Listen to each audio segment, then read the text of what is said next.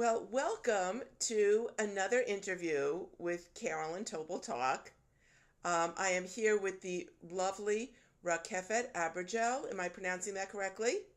That was perfect. Terrific. I wanted to make sure. And I wanted to share this special interview with everybody because you are in the midst of preparing a new project. And I'm going to say personally, I think you are the queen of short subject films. You Oh, have done some great things out thank there. you. One of my favorites was Jackson Love, which you wrote, and I believe you also, did you direct it or produced it or both? I produced it. Colin Campbell was the director. Okay. Obviously, I had a hand in it, but he was definitely the director. But my next project is my official directorial debut. Okay, because Jackson Love, in case anybody doesn't know about this, was, I guess you would call it basically thriller slash a little horror kind of piece.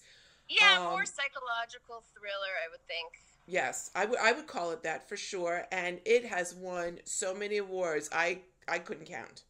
I don't actually have the number. We were very lucky and honored. I think it's a little over 30, something like that. But we did submit to a lot of festivals, and so the numbers are high. It depends, what you submit to. But we did well. We did well, and I'm proud of it. You did extremely well, and you should be very proud because I know a number of those awards went specifically to you.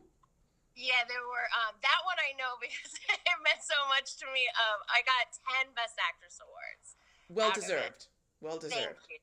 So that actually meant more to me than any of it. And of course, because I'm an actor primarily, those awards are the ones that I'm after. Like the rest of it's nice and good. And of course, the writing or cinematography, whatever, but the acting awards that's what I did it for. So, Those are the biggest pats on the back. yes.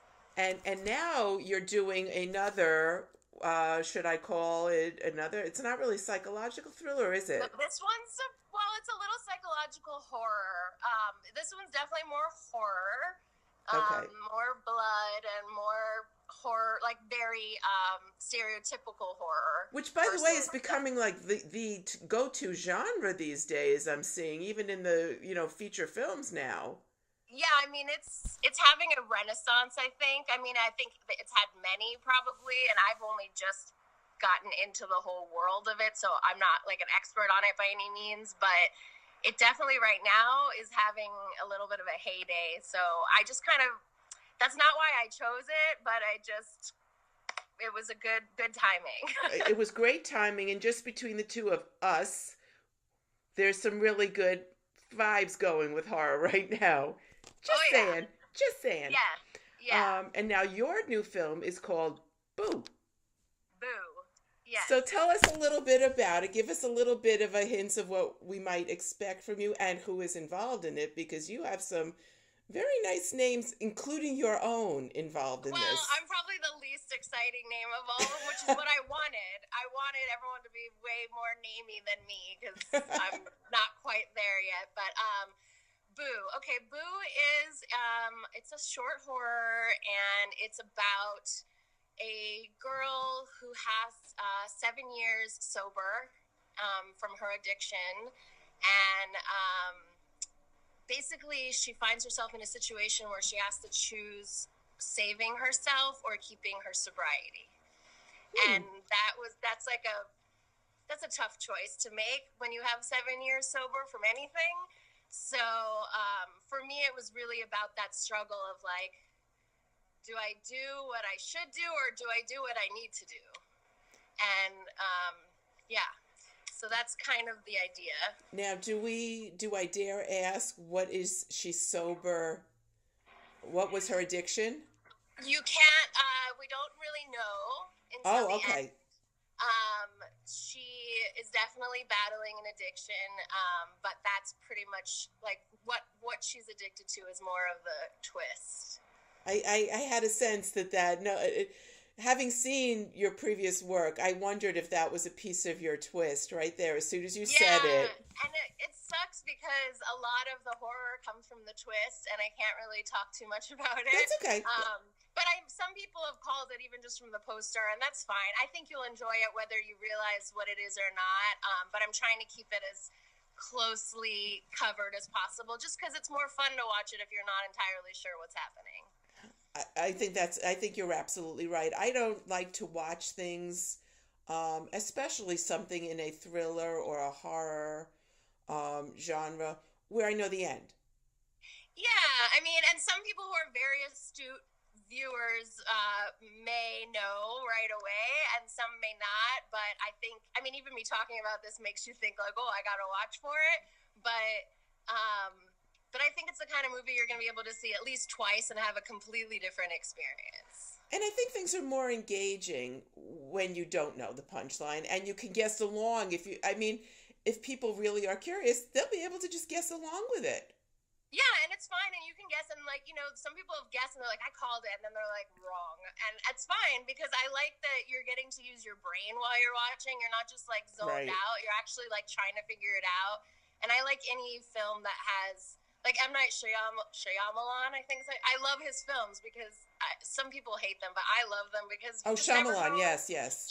Yeah, like you never know what's gonna, like, the twist, and the twist is what made the whole, like, The Sixth Sense. I mean, the twist is what made the whole thing. And so I like, especially with shorts, you don't have a lot of time to get into anything, so the twist is important because it's like, well, I just watched 10 minutes of this for what? Like, I want to have some kind of payoff.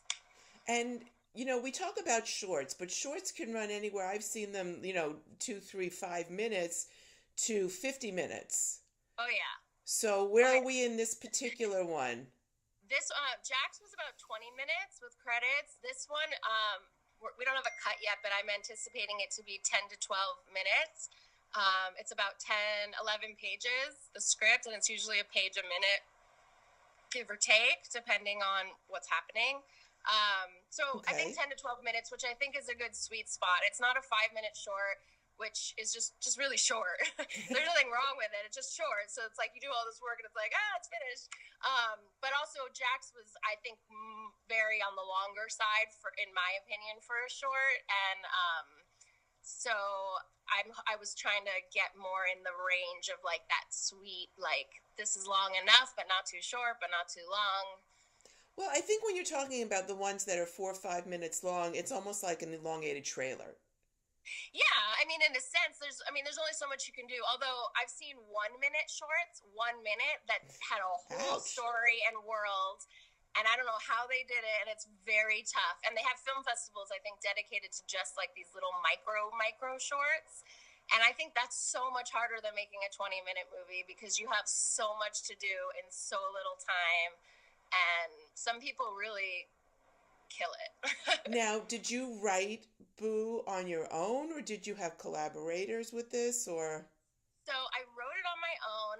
Tiffany Arnold, who I gave a story by credit to, was helpful in me developing some of the story. Okay. Meaning, like, I was just bouncing stuff off of her, and she was giving me ideas and telling me, yeah, I think that works, or that doesn't, or what if you did this, or... So I felt like I had a lot of help from various writers as far as like bouncing ideas off, but I felt like she really kind of took it on and just helped me a lot get to like the really what it's about. So I wanted to make sure that she got credited for that, because although she didn't do any of the writing itself, she really helped me focus in on what I wanted to do. Well, and I think that's important. I think you need to have a reader, if nothing else, to sit there and say, I think to make the arc work, you need to do A, B, and C. Yeah, and I think a lot of the other writers I asked to read it, who are very talented writers in their own right, they gave me a lot of feedback on what I had already written, but she had helped a little more with the actual creation of what the story was going to be itself. So it was, I even named one of the characters, it's actually one of the characters' girlfriends after her, because I wanted to give her just even a little extra, like, thank you so much for all your hard work and for caring and for just being there. Because every 5 seconds I was like, what about this? And what about this? And I don't know. And what do you think? And maybe if we went this way. And she had a lot of great ideas. So That's a really generous nod. That's very nice. I'm sure she appreciates it. Yeah, I appreciate her. Her name's Tiffany Arnold, by the way. She's a talented actress. also, and she's awesome.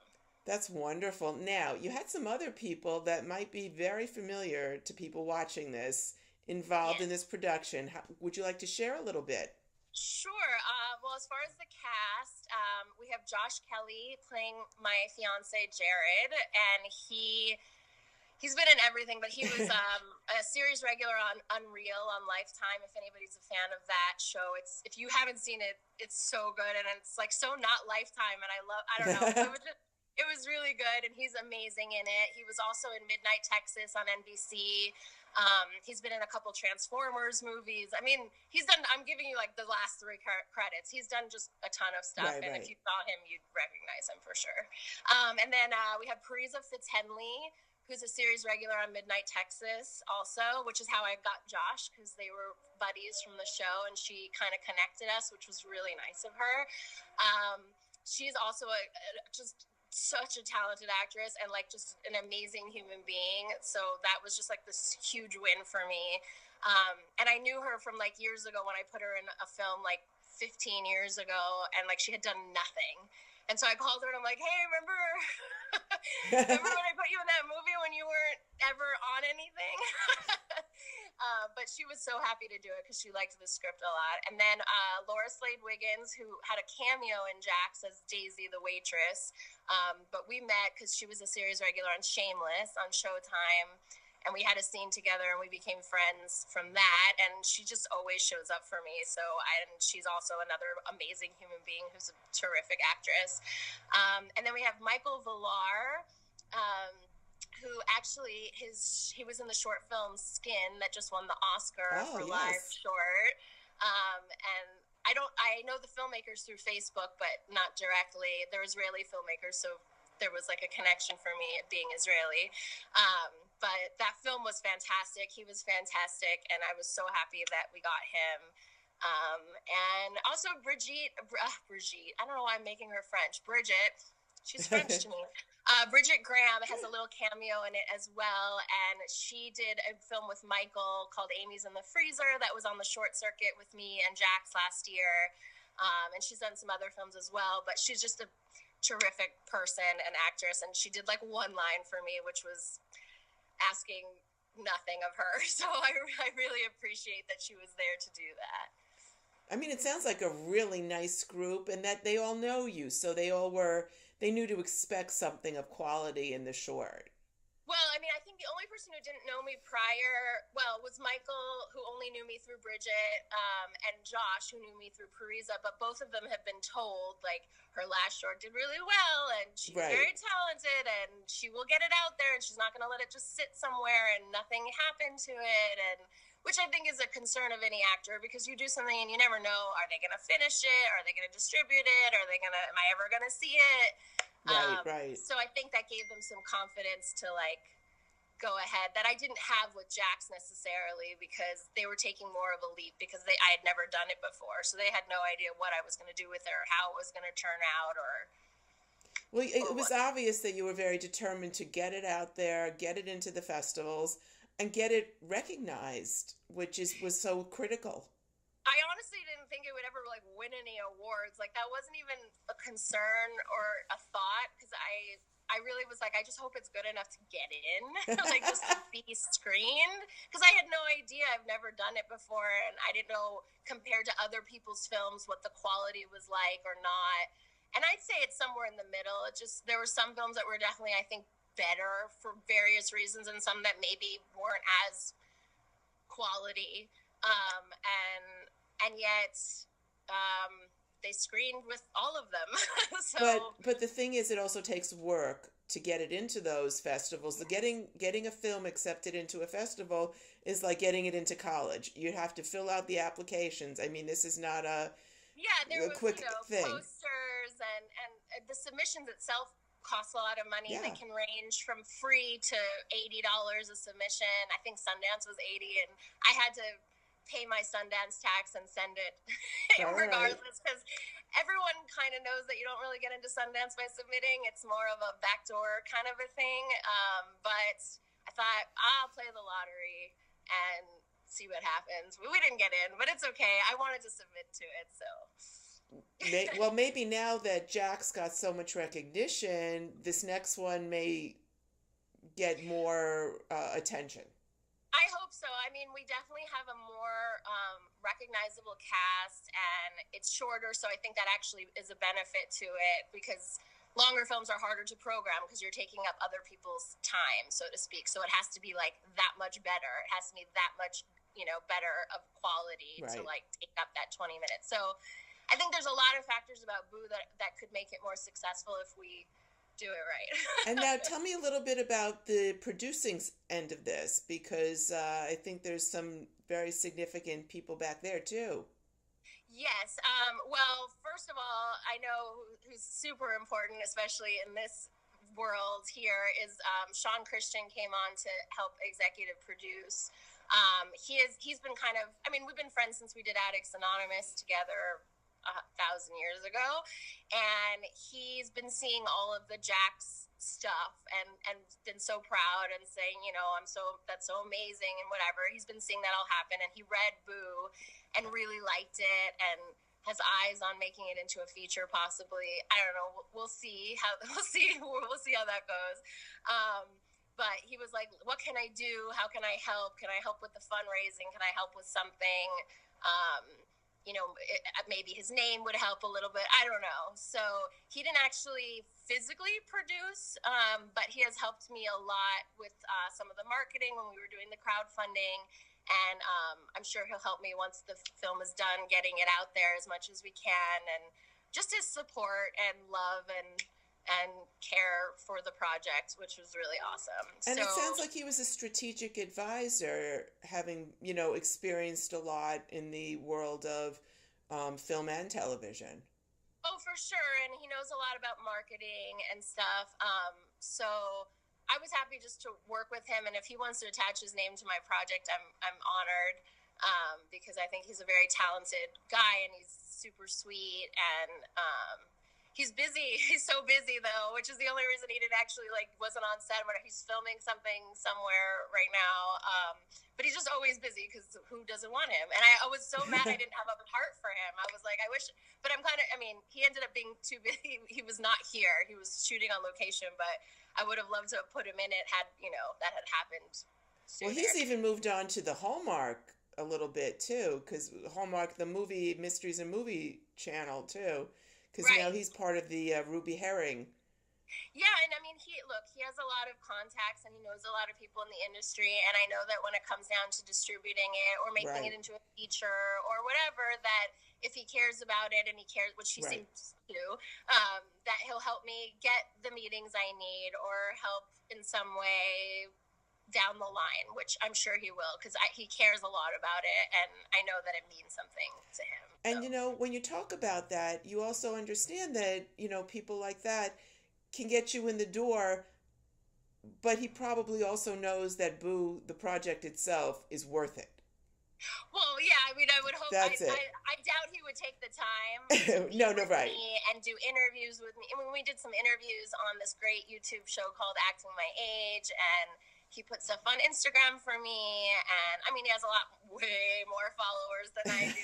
So, hopefully we got some more eyeballs on it that maybe we didn't. I know we got. He gave me stuff for the crowdfunding, like video messages, and I know at least one person bought one, which was cool, because that was a little extra for us, that he was kind of donating. That's wonderful. That's wonderful. Yeah. I think that's terrific.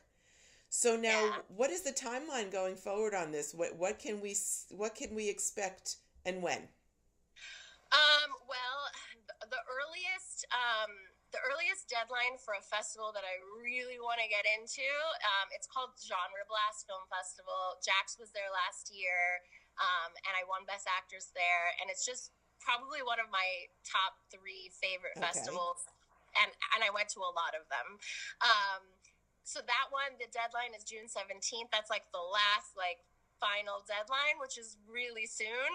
Yes, it is. We have a lot of posts to do. We have effects and color and editing and whatever. But so I'm trying to have it done by June 10th.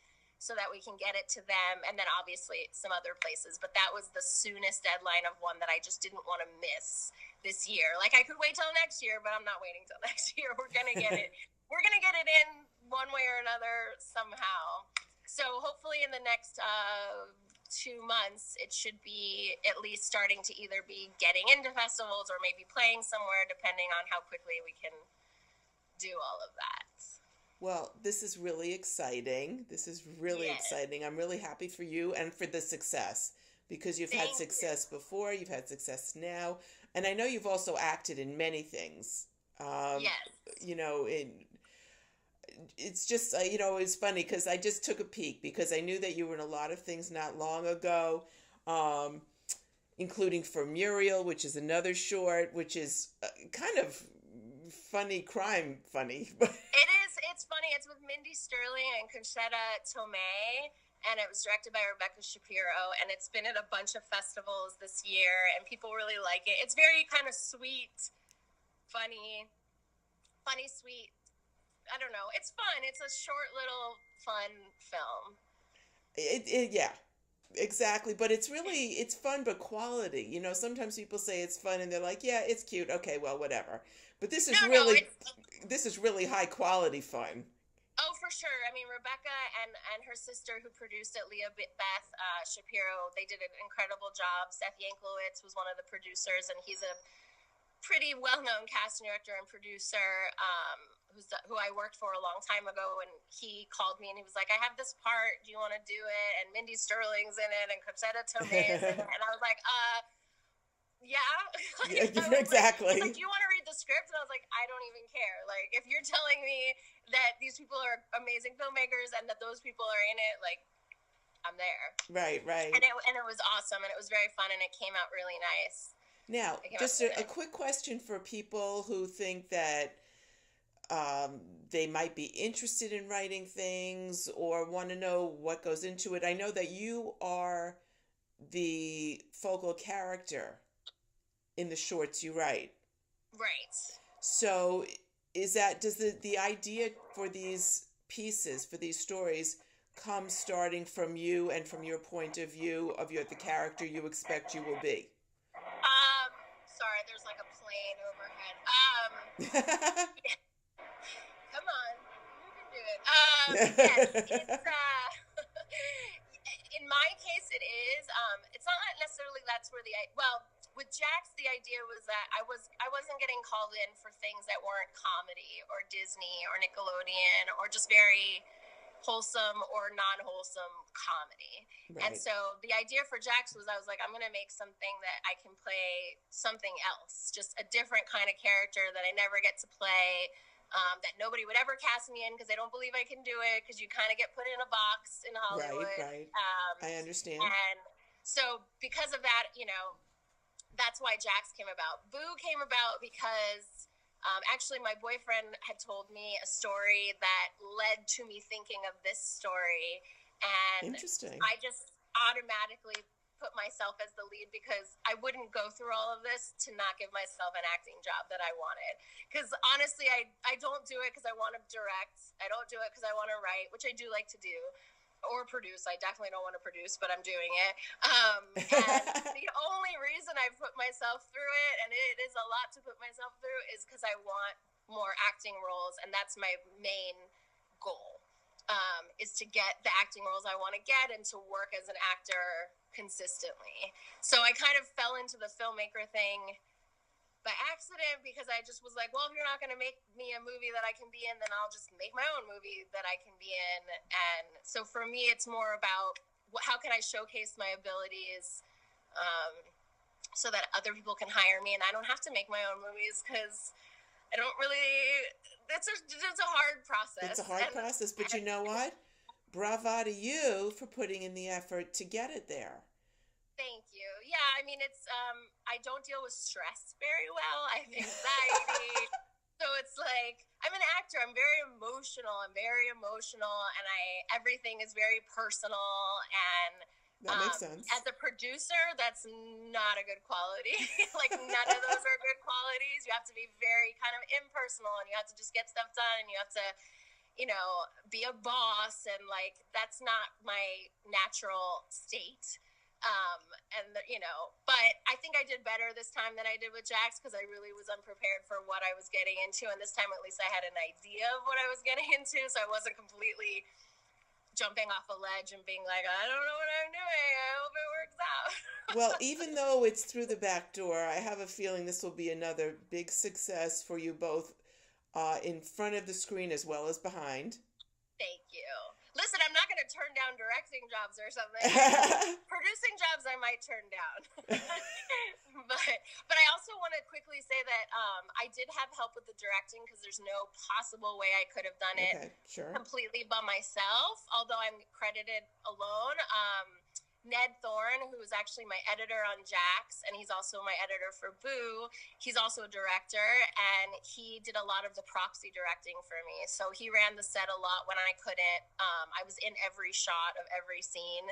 So there was a lot of, I needed someone else to yell cut. I needed someone else to check the frame. I needed someone else to do a lot of that stuff. So we did all of the shot list together and figure out what I wanted and how I wanted it and whatever. But he was my eyes and mouth sometimes on set. So I just wanted to give him a shout out because I could not have done it without him. Like, he had technical abilities that I don't have as far as like what lenses and this and stuff like that I didn't really know, and he was just there for me and did a great job along with my DP Alex Griffin. So I just wanted to say that so that he didn't think I left him out. And the truth is, as we talked about, that there are really short shorts, but a short is not done in a vacuum. It's not something that you could just do and throw out there. There really is a full team. Yeah, I mean, we had up to 25, 26 people at a time working on set. And that's a lot of people that were doing a job of something that needed to be done. And as much as I was wearing probably 6 or 7 or 8 hats doing different things, I could not have possibly done it by myself, like not even a little bit. It would look like this right now, be me talking to the camera, like. Right. No, exactly. I understand that, and I am looking so forward to seeing Boo. Thank you. When it's out there and available, and I am sure it will be even better than Jax, which I really think is hard to achieve. But it sounds like there's a huge following. It's not that hard to achieve. Jax did well. There are many things about it I don't love, and especially after seeing it literally 1,000, maybe more times. Well, it's hard to watch yourself and without a critical eye. Well, yeah, and I'm like, that could have been different and whatever. But so, look, you should be getting better as you progress in anything. Like, your first painting versus your last painting is going to be better, I would hope. So my goal is that it's better, and if that's me sucking with Jax, I feel pretty good with that. And then hopefully this will be even better. And with that, we will say thank you so much for being with us on Carol and Topol Talk. And I hope that everybody will start looking for all of your projects on YouTube, on the air, in the theaters, wherever they can find them. And check out Rakefet Abergel's IMDb because it is long. This is a woman who has been a very busy person. Yes, and I want to be busier, so call me.